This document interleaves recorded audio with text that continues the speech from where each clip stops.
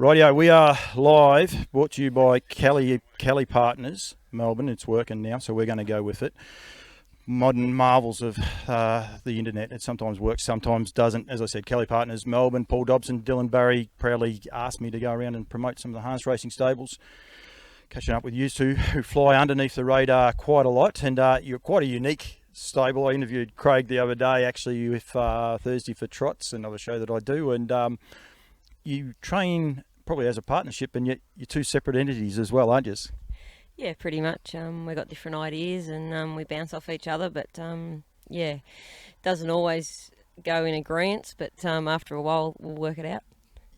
And it is strange. I mean, watching you guys here today, you work as a partnership, but you have your own horses as well. It's quite different the way you do it, isn't it, right, Craig? Like you were saying the other day. Yeah, it is. Look, we've got different ideas. I was lucky to learn off Teddy or my father and Barry, and he's got his different. They got their different ways of doing things, and then Jodi learned off Gary and Jeff, so and other people as well. So look, yeah, look, it's good to have both of us with different opinions, because then if you fall in trouble with one or you're having trouble getting one going, you can bounce off each other, which works out super. And you've both got a history steeped in harness racing. You've both got second generation, third generation names, that's for sure. I don't think, did your dad's grandfather train? No, he didn't. No. I think he was an SP, I think. Early doors. I don't know. He worked at a clothes shop as well, but yeah, I think he liked to have a little bit of a bet too. But you're a third generation, aren't you? Oh, well, just both my uncles, really. Mum and Dad had gallopers, so and yeah. Grandfather, yeah. Pop had a few with Noel Alexander early doors. Noel trained the horses, so when I was real little, and then Gary sort of took over, and then I sort of learnt from Gary. I was always hanging out of his pocket, and sort of we grew up together, and we're always sort of together at trots and stuff. So I learnt a lot off him, and Uncle Jeff, I learnt a lot about the trotters and stuff off. He's a good horseman himself, a good breaker and that, so I learnt a hell of a lot off him and the shoeing side of it and stuff. We've got it on record. Craig actually said it is your property, but we're here in Parwon, which is just out of Bacchus Marsh, for anyone that's not 100% sure, on the way through to Geelong for a lot of people that go there. How long have you been here for, Jode? I bought it in August 2003. It was just a paddock, so I sort of got to set it up. Probably would have set it up a bit different now had I known sort of the volume of horses that had come through and stuff. But when I did it, it was just sort of me and Mum, and I set it up for 10 horses. And I was going to have a few broodmares down the back, so that all changed. And then when Craig came, we put up some different boxes and yards and stuff. But I only did it as I won a big race and could afford to tip a bit of money into it, so I've just done it as I've gone. And your yards are very simple. I'll actually, thankfully, I covered up my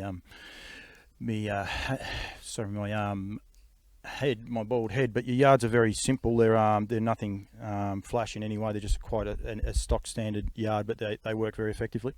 Yeah, I actually done it for safety reasons more than anything else. I went down and had a look at a few different properties and stuff before I did it, and I went down to Winchelsea, and there was a massive warm blood place down there, and they had big stallions in these hot wide fences, and they used this particular tape. So I took that away and thought about it and looked into it, and so I've just got the Creo dip posts on one side and unfortunately the pine ones on the other that we painted, which I'd never ever had again, but and just put the hot wires on them the same as they set up their warm blood stud down there. And it was a little bit dearer to do that way, but as far as them getting hurt and things like that, they just pop off, or they stretch or whatever, they just don't get hurt in them. Makes things a lot easier. Craigie, I was watching you earlier on out there with the track, and it looks a ripping track. I'm sure you've seen a lot of tracks, but this track, to me, I'm not sure the distance of it, but it's stack up against most other tracks. Yeah, it's just over 900, but it's a great track. It's a copy of Warrigal, and look, Jodi's done a super job, and the people that actually made it done a great job. It's got cambered turns, but just a little bit, and in the straights, but look, there's a jog track on the inside, which has got sand, and then we've got our hobble track on the outside, and it's a terrific track. And look, I was used to train at Dad's in Carrum Downs, and it was just under 800, and it was a pretty small, thin sort of track. But it was a good track, don't get me wrong, and there was a lot of good horses that have won there, even when Barry and Mark and that have come there. So, but look, it's better on their legs, and the horses seem to get around these tracks a lot better. And the way society and that are going now with our tracks like Maryborough and Bendigo and Melton and that, the bigger tracks now seem to suit the horses now, and they get around it really good, and it's good for their legs too. Did you purposely build it that wide, Jodes? Was it intended to be that wide? Because it is very wide. Yeah, look, it looks wide. Well, it is wide because of the jog track on the inside, but that was one thing my Uncle Gary said, you've got to have a good track. And I really liked the track I was on at Merv Williamson's because that was sort of the best one that I'd worked, because starting at Gary's, like, our track was like 600 metres, and I never worked halves or quarters or anything like that. We worked laps up there, and that's how I learned. And then I went to Uncle Jeff's, and he made me learn halves and quarters and stuff, and I'm like, oh, God. But now, using this track and setting up the way it is, I put Warrigal's bends on it. And about 200 metre straights. So if they don't get around here, they won't get around anywhere. Why Warrigal's Bends? Is there a reason? Because you've driven it a lot of tracks, so and Craig made reference to it too. Is it one of the better tracks for horses to get around? Well, look, it was quite a small track, and then when they did it up and put those banks on it, it seemed to help them get around pretty good, even if they sort of tapped their knee a little bit. So I was fortunate enough to be able to sort of get the plans of the bends and that sort of thing and sort of see what diameters. But the one thing I did do, I did spend a bit more money when I set this track up, and I had it laser levelled. So everything was spot on. So the camber and the bends were, to a T. And I think that was the best money that I spent, to have it laser levelled and properly mapped out by a proper person. It does. I mean, it just looks a beautiful track just watching. It's not the best day, unfortunately. It's a little bit overcast. People mightn't have been able to see it. I'll actually just whack it up again so they can see it come up again. But it just looks a lovely track, and the cushion, like there was the horse drive working around there, then there's no sound. It looks like it's got a great cushion. You have a lot of the Kiwi guys come and stay. They must love working on a track like that too, I would imagine. Yeah, Barry loves it. Yeah, no, Barry does really like it, and his track's very similar. He's a bit flatter, but no, they can work anything on this track, and it does help when you've got nice horses. You can go around on these sort of tracks for sure. It definitely, and the Kiwis come and stay, and they enjoy it. I was looking at your shed, and I'll actually get the shed environment in. It's not big and spacious by any stretch of the imagination, but it just works for you guys. Like as you said, Jode, you didn't want to be probably as big as what you are, but the shed just seems to work.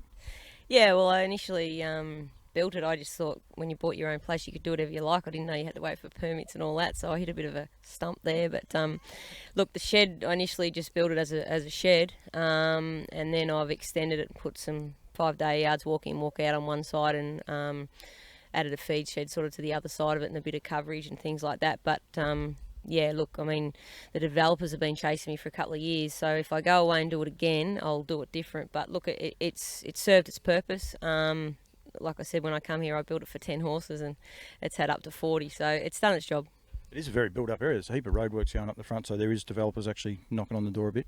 Yeah, they started about 2 years ago, and I seriously considered selling probably 18 months or so ago, and Craig and I went and looked at 17 properties, and wasn't what I wanted. And I mean, we have town water here, and it's so central to all the tracks, so that's what sort of put me off at the end. And they were mucking me around a bit, so I thought, I'm staying, and I'm sort of glad I did, because I would have had to been out by now. So I'll just wait, and I'm scaling down with the horses and that, so hopefully sort of when I do sell it, I'll be on a smaller scale and do it better, and be a bit more relaxed about it all. Training centre at Melbourne, does that appeal to you? No, that was a definite no. No, look, I think it's a great idea. I think they should have one, either Melton or Bacchus Marsh, for people, because they just can't afford to come in and do what they did. I mean, I was lucky. I was successful driving, and that's where I made my money. And I just tipped it into this property as I had success, so I was very fortunate to be able to do that and sort of have something to show for it. But look, people coming in these days, it's very hard for them. I mean, the state money's just not there, and for them to fork out the money to start with, it's just too hard for young people. But me personally, and I've said to Craig before, I don't know how people train on a community track. I couldn't do it. I like to potter around me babies and stand them and things like that, and horses whizzing past. I was fortunate enough to train at Merv's with Merv, and that was good, but to be on a community track with people doing all sorts of things, it doesn't appeal to me. Craig, yourself, would you go onto a track like that? Oh, look, I don't mind it. The best part about a community track, you don't have to look after the facilities, and that's one thing that becomes costly looking after a property is, when they don't last forever, fences and things like that and your sheds, so you've got to put money back into it and repair them. But, with a track like, if a thing like that for the people to go into be great, like Melton or Bacchus Marsh, like Jodi said, it'd be great for the young people to get a start.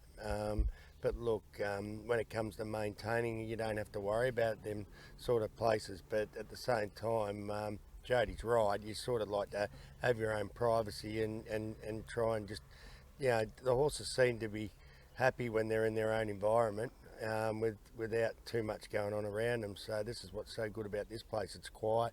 Well, it was until they went and put the mushroom place up beside us. But look, the horses are happy in this environment. You've got your own paddocks too, where if you got them other places, they probably wouldn't be able to have too much to be able to put horses out in paddocks, I suppose. It's probably one of the things you've got to think about when they are trying to design it, how they do design it, and try and do it properly to cater for people to be able to expand. Yeah, there's a lot of people. You'd be amazed how many people are renting at other people's places, like Bill Galees and people like that. They all go there to rent the stables. And look, you'd be amazed how many people, if you did put one out here like they have in Cranbourne, you'd be amazed how many people you do get to go to those places and train from. You guys here, how many horses do we train? What's the ideal number, like as a partnership, I suppose, on the property and individually? Like what sort of numbers you're happy training and the likes? Because you don't have a lot of staff. You only have one each by the looks. So it seems to be, small scale, I think, and it seems to be the way you like it. But what would be the ideal number you'd like to work? I'd like to work 6.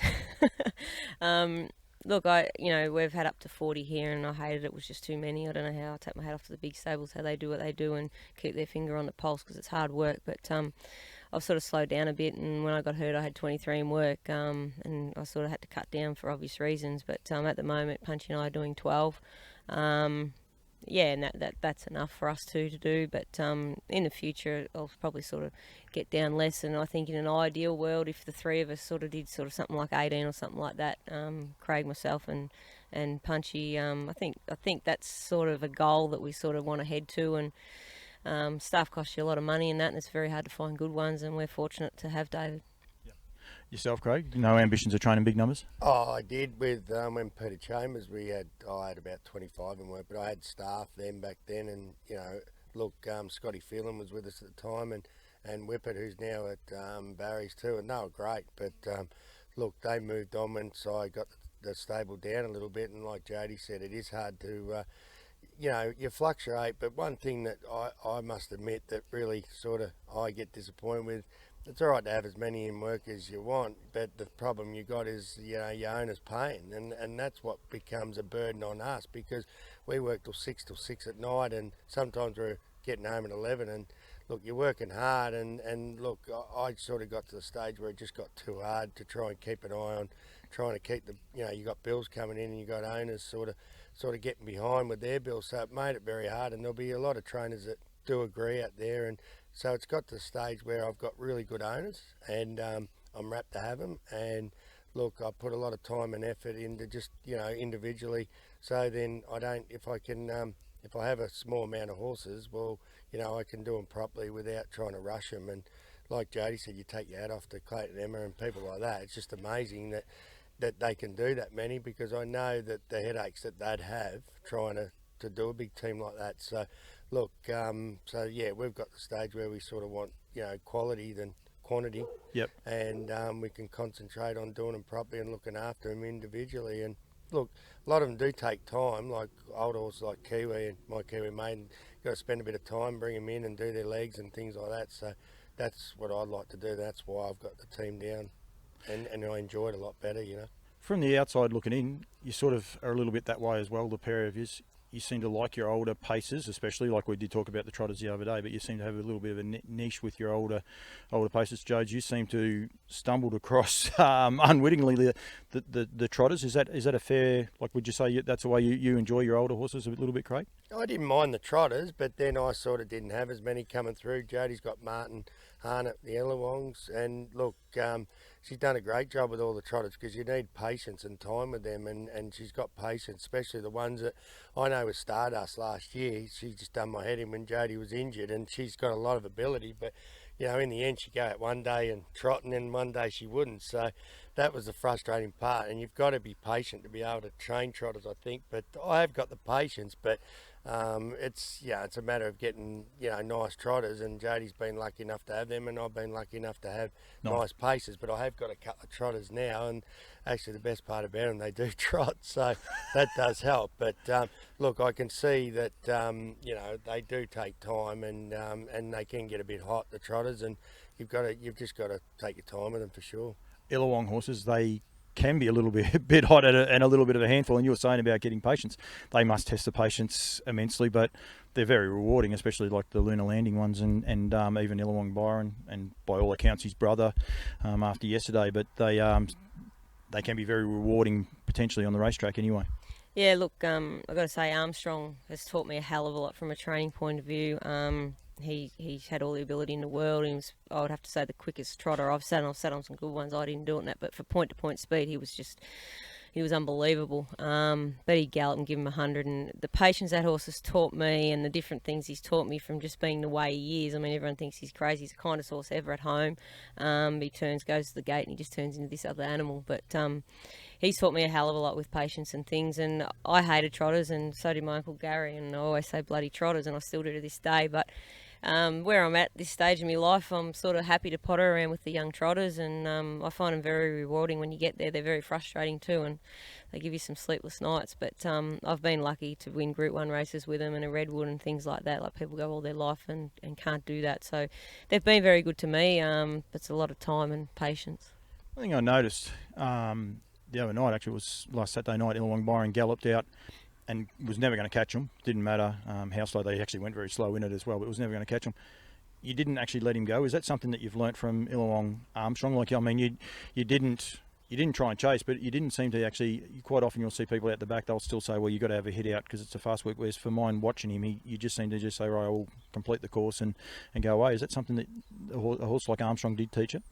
Yeah, look, Armstrong, he used to rip and roar all the time, and he'd give him 100, and he's running the Breeders' Crown against that good New Zealand horse. Was amazing, but in doing that, it takes a lot out of him, and at the end of the day, it catches up with him. You just can't throw away ground like that and just keep chasing all the time. So, I mean, if they're out of play now, I just let them mosey around, and a lot of times I don't want them to learn to pull and things like that. A lot of the Illawongs that breed, they seem to be quite hot, and if you show them a bit of speed, that's the end of them. That is the end of them.